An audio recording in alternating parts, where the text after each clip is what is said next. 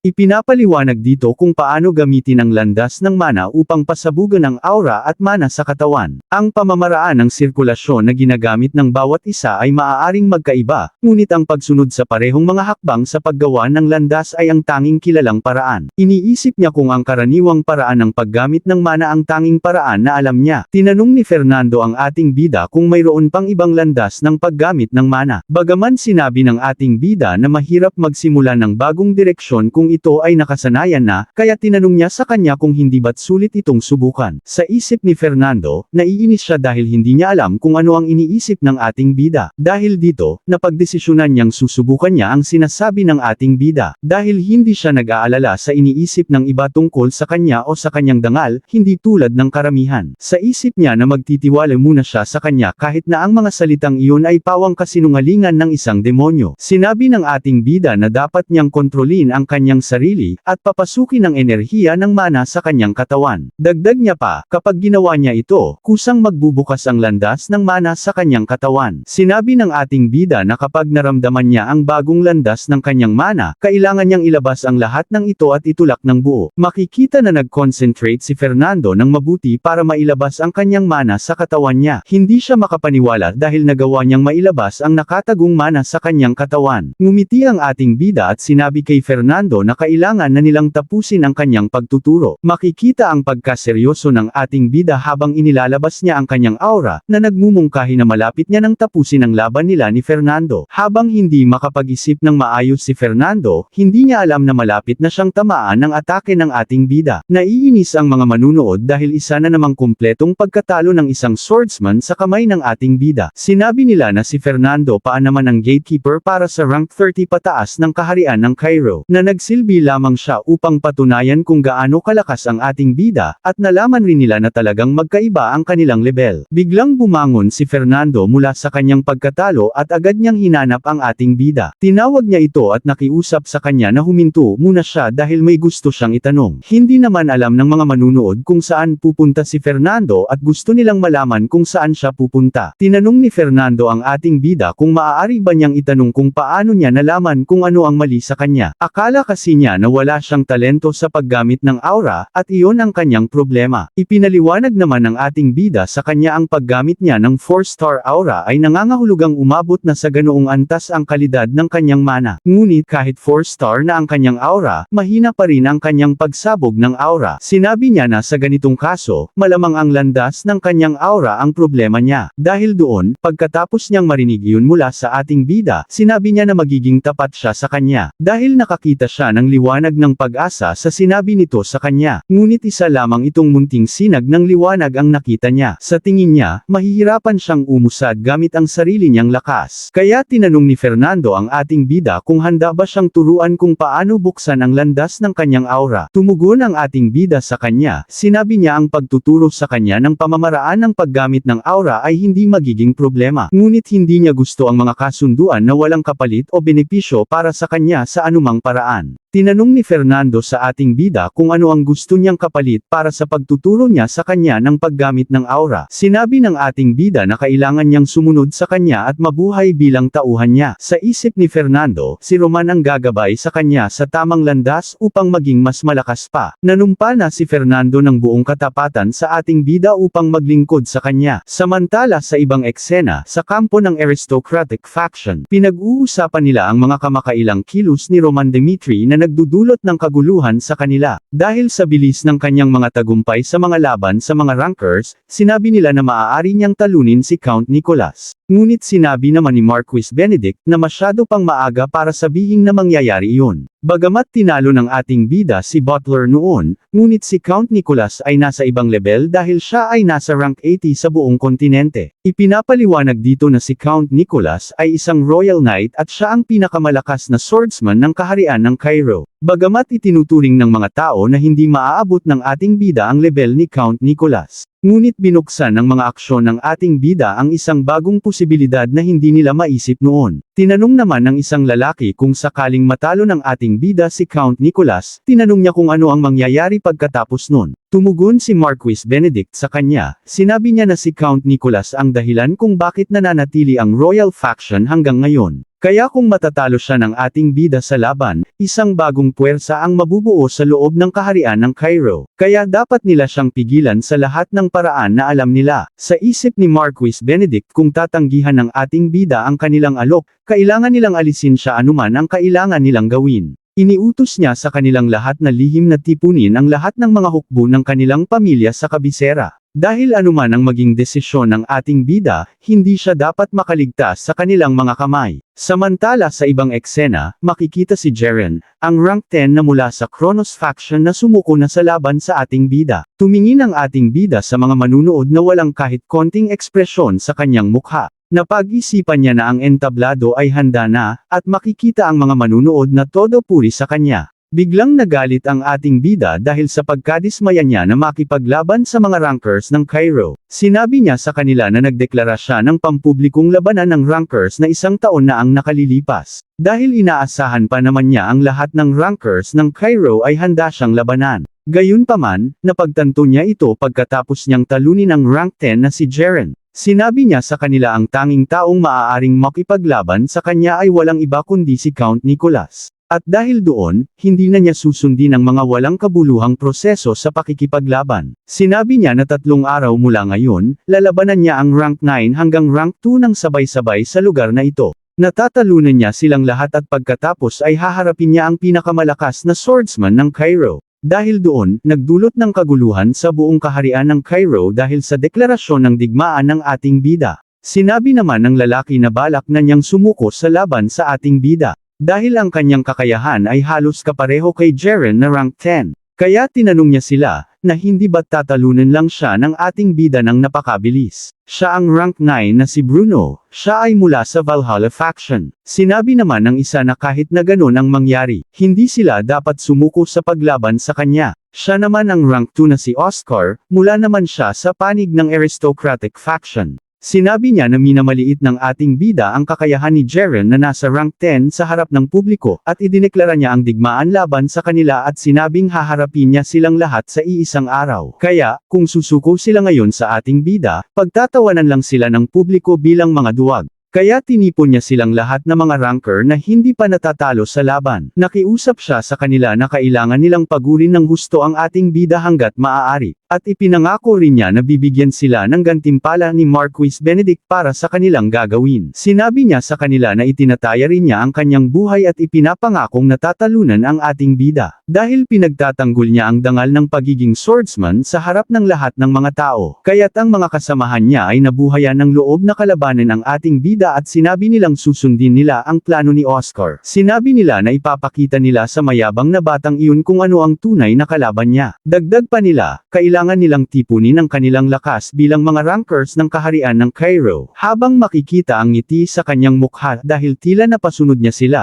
na mukhang pinagplanuhan niya ito. Samantala 3 araw ang nakalipas. Makikita na narito sina Bruno at maging si Oscar. Sinabi ng mga manunood na lahat ng rank 9 hanggang rank 2 ay talagang nagpakita para labanan ang ating bida. Hindi sila makapaniwala ngayon, dahil ang lahat ng rankers na ito ay tumugon sa hamon ng ating bida. Dahil sa ganitong sitwasyon, mahirap malaman kung sino ang mananalo sa kanila. Habang sa isip ng ating bida na ito ang realidad, dahil laging magtutulungan ang mga maharlika kapag sila'y nahaharap sa krisis. Iniisip ng ating bida na wala na siyang oras upang makipaglaban sa kanila ng matagal. Sa isip ng ating bida kung hindi siya kikilos ngayon, maaari niya silang maging biktima o siya ang mabiktima.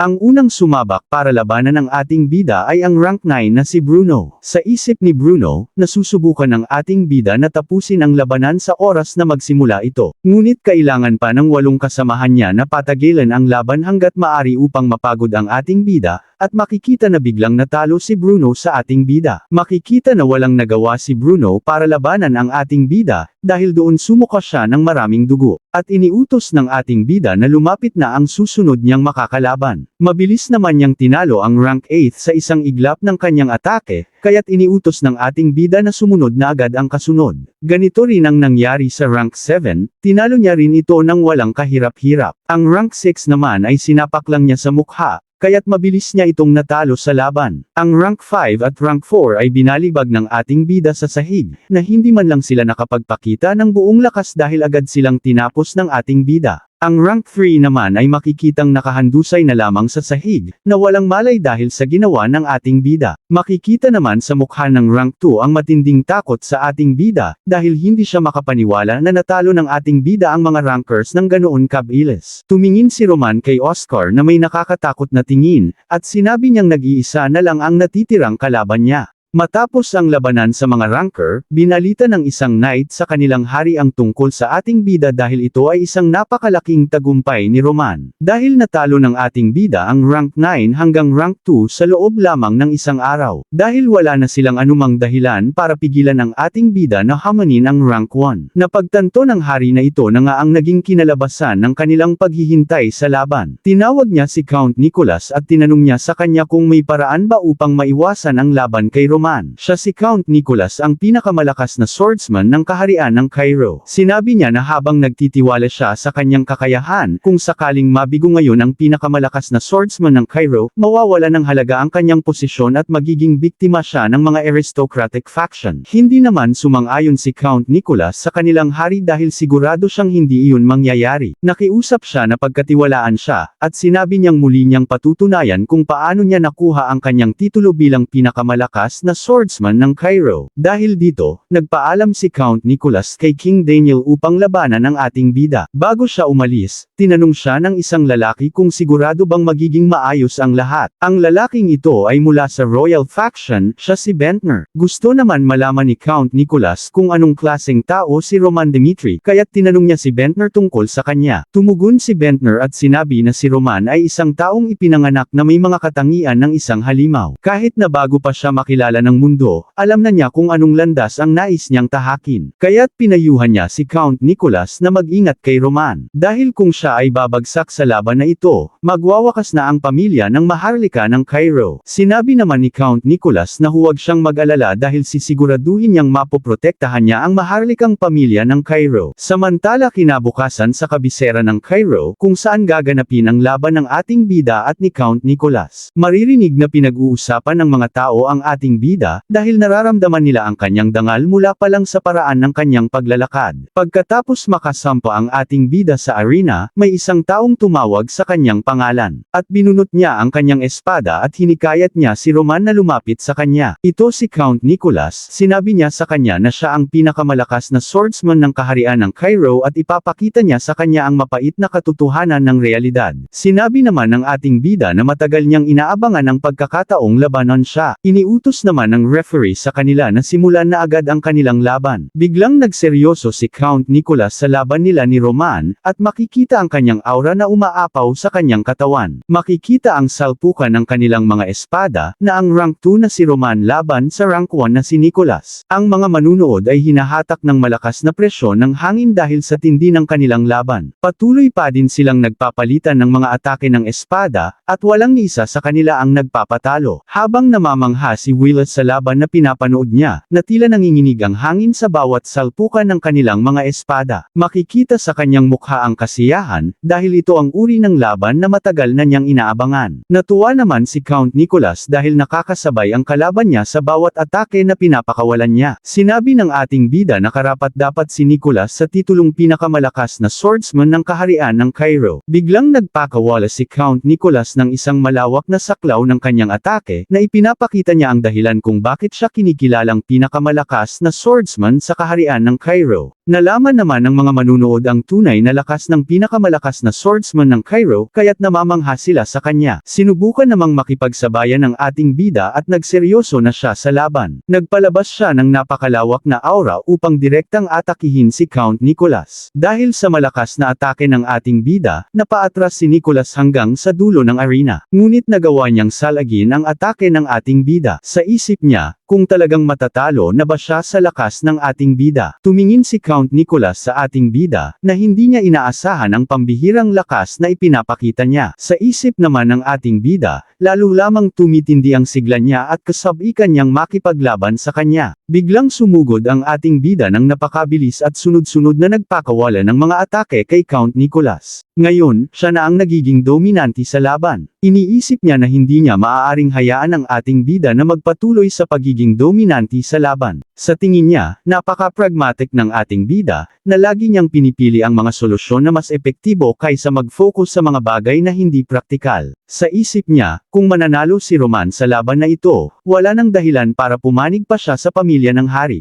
Makikita na nag-iipon ng lakas si Nicholas sa isang lugar, na naghahanda para sa isang malaking atake laban sa ating bida. Napag-isipan niyang hindi siya maaaring matalo kay Roman, kaya't binuhos na niya ang buong lakas niya sa atake na ibibigay niya sa kanya. Nagulat naman ang ating bida sa ginagawa ni Count Nicholas, na tila nagbabalak na gumamit ng isang makapangyarihang teknik. Biglang ginamit ni Count Nicholas ang kanyang secret art technique, at nagkaroon ng malakas na hangin dahil sa presyon ng kanyang atake. Makikitang seryoso siyang umatake sa ating bida, na determinado na tapusin ang laban nila gamit ang kanyang huling atake niya. Hindi naman inaasahan ni Roman ang biglaang lakas ng atake ng kanyang kalaban, na halos tumama na ito sa kanya. Tinawag ni Count Nicholas ang kanyang teknik na demolition, na tila ito ay isang bulalakaw na bumagsak mula sa langit. Dahil doon, nayanig ang buong arena dahil sa lakas ng kanyang teknik. Bago pa matamaan ang ating bida ng atake ni Count Nicholas, agad niyang ginamit ang kanyang teknik na Heavenly Demon Sword Technique. Ito ang second move na first move na teknik, at makikita na nagsabay sila ng atake na nagresulta sa paghalo ng kanilang mga kapangyarihan na lumikha ng kulay violet na apoy. At hindi malaman kung sino ang nanalo sa laban nila dahil ito ay nitakpan ng makapal na hamog ang buong arena dahil sa lakas ng pinakawalan nilang atake. Biglang napaluhod ang pinakamalakas na swordsman ng Cairo sa sahig, na lubhang sugatan ito. Sa isip niya, nagtataka siya kung talagang natalo na ba siya sa ating bida. Ngunit napansin ng ating bida na may kakaibang ginagawa si Count Nicholas, na kahit palubhan na itong napinsala.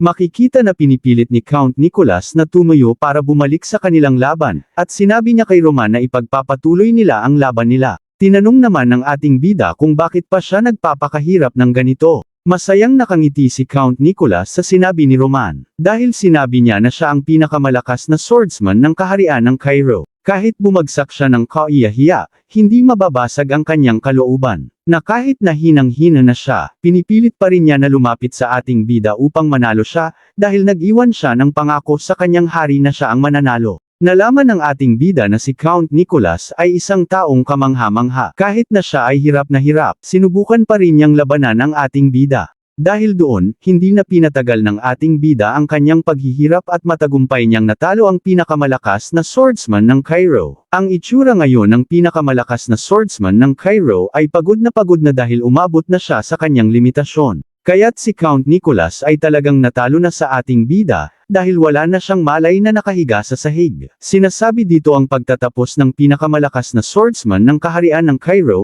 na namuno sa isang mahalagang yugto ng kasaysayan na natalo na sa kanyang kamay. Tinitingnan naman ito ng mabuti ni Willis, na naghihintay kung sino ang nanalo sa duelo nila Roman at ni Count Nicholas. Pagkatapos niyang malaman kung sino ang nagwagi, inanunsyo niya na si Roman Demetri na ang naging rank 1 sa kaharian ng Cairo. Habang iniisip ni Willis na may pag-aalala, iniisip niya ang lakas ng ating bida matapos niyang masaksihan ang mga nangyari sa laban nila Roman at Count Nicholas. Habang papaalis na siya, napagtanto niya na minamaliit nila ang kakayahan ni Roman Demetri. Dahil ang halimaw na iyon ay higit pa sa lahat ng hindi nila inaasahan mula sa kanya. Ngunit sa isip niya, ang sinumang walang interes na sumali sa imperyo ng Valhalla ay hindi dapat pabayaan na mabuhay. Kaya't kung hindi siya interesado na sumali sa kanila, dapat itong wakasan upang hindi na siya makapaminsala sa kanila sa hinaharap. Samantala sa kabisera ng kaharian ng Cairo, nakita ng mga tao ang ating bida na naglalakad sa kalsada. Hindi nila inaasahan na ang isang napakabatang tao na iyon ay nagawang talunin si Count Nicholas. Sinasabi dito na ang ating bida na ang pinakamalakas na swordsman ng kaharian ng Cairo. Makikita rin na kasama ng ating bida sila Chris at Kevin. Biglang napahinto ang ating bida sa kanilang paglalakad dahil may isang taong tumawag sa kanyang pangalan. Ito si Marcus Benedict, ang leader ng aristocratic faction. Sinabi niya sa ating bida na siya ay may kamangha-manghang kakayahan dahil nagawa niyang talunin si Count Nicholas. oras. Biglang dumating ang maraming sundalo sa plaza, na dala ang kanilang mga sandata. Makikita na pinalibutan nila ang ating bida at ang kanyang mga kasama, na parang hindi sila papayagang makatakas. Sinabi ni Marcus Benedict na ito ay kanyang naisip nang makita niyang natalo si Count Nicholas. Tinanong niya ang ating bida kung bakit kinailangan niya ng isang buong taon para sa kanyang paghahanda. Ngunit ngayon naintindihan na niya siya. Sinabi niya na iyon ay dahil ang pamilyang Dimitri ang nangangailangan ng isang taon para mapalakas ang kanilang puwersa. Ngayon, sinabi sa kanya na dumating na ang oras para pumili ang ating bida kung saan landas ang kanyang tatahakin. Tinanong ni Marcus Benedict kung susunod ba ang ating bida sa aristocratic faction o gagawa siya ng ibang desisyon. Sinabi niya na magiging masaya siya kung pipiliin ng ating bida ang unang sinabi niya, ngunit kung pipiliin ito ang pangalawang sinabi niya, kailangan niyang bayaran ang kapalit niyon. Ngayon, tinanong niya ang ating bida ng seryoso kung ano ang magiging desisyon nito ukol sa kanyang sinabi. Habang iniisip ng ating bida ang nakaraan niyang buhay noong siya pa si Baek Jung-hyuk, biglang naalala niya ang pag-uusap nila ng kanyang kuya na si Baek Hoyol. Tinanong rin siya noon ng kanyang kuya, sinabi niya sa kanya ang magiging desisyon niya ang magtatakda ng kanilang relasyon. Siya si Baek Hoyol, ang pinuno ng Heavenly Demon Divine Cult. Tinanong niya ang ating bida ngayon kung ano ang landas ang pipiliin niya. Sinabi niya sa kanya kung tatamasahin niya ba ang yaman at karangyaan tulad ng ibang mga kapatid niya na kasama siya, o tatayo siya sa kanyang harapan bilang tagapagmana ng Heavenly Demon Divine Cult. Sa pag-iisip ng ating bida tungkol sa dalawang pagpipilian niya, kung mas makakabuti bang sumuko na lang, o lumaban sa kanyang kuya. Habang papaakyat siya sa hagdan papunta sa kuya niya, inisip niya kung ano ba talaga ang gusto niya. Nang nakalapit na siya sa kanyang kuya, humingi na lang siya ng pasensya. Tumingin naman ang kuya niya sa kanya na parang alam niya ang binabalak ng kanyang kapatid. Makikita na may hawak na isang espada ang ating bida, na handang paslangin ang kuya niya. Sinabi niya sa kuya niya at kay Marquis Benedict na hindi niya kayang mamuhay para sa kapakanan ng iba. Matapos marinig ni Marquis Benedict iyon, nagalit siya sa ating bida at sinabi na siya ay isang hangal dahil sa maling desisyon niya. Sa isip niya may taglay siyang kapangyarihan para magsagawa siya ng utos at magbigay ng katwiran sa kaharian ng Cairo, na kahit gaano pa kalakas ang ating bida, wala siyang magagawa sa sitwasyong na ito. Sinabi niya mula ngayon sa ngalan ng kanyang pangalan bilang pinuno ng central government, ang pamilyang Dimitri na walang habas na inaatake ang lahat ay ituturing na sanhi ng panloob na kaguluhan. Kaya't iniutos niya sa kanyang mga sundalo na si Roman Dimitri ay kailangan arestuhin para sa masusing investigasyon, at sinabi niyang tahimik siyang sumailalim sa pag-aresto. Biglang napatigil si Marquis Benedict dahil may dugong tumalsik sa kanyang mukha. Nagulat si Marquis Benedict dahil tinapos ng ating bida ang isang sundalo niya, at tinanong niya sa kanya kung binabaliwala niya ba ang utos ng central government para maghimagsik sa kanila. Nilinaw naman ng ating bida ang kanyang posisyon sa kanila. Sinabi niya na hindi siya lumalaban sa kanilang hari ng Cairo, subalit siya ay lumalaban kay Marquis Benedict. Kaya't tinanong naman ng ating bida kung si Marquis Benedict ba talaga ang tunay na nagtatangkang maghimagsik. Nagalit na si Marquis Benedict at sinabi niya sa ating bida na lubusan na siyang nawawala sa katinuan. Dahil ang central government ang kumakatawan sa kaharian ng Cairo, at dahil doon kinakatawan din ito ang kagustuhan ng hari. Sinabi niya ang mayabang na desisyon niya ang magiging dahilan ng pagbagsak ng pamilyang Dimitri. Tumugon naman ang ating bida sa kanya, at sinabi niya ang hari ang dapat magpasya kung sino sa kanila ang tama. Kaya't iniutos niya sa kanyang mga tauhan na sina Chris at Kevin na gumawa ng daanan para sa kanya,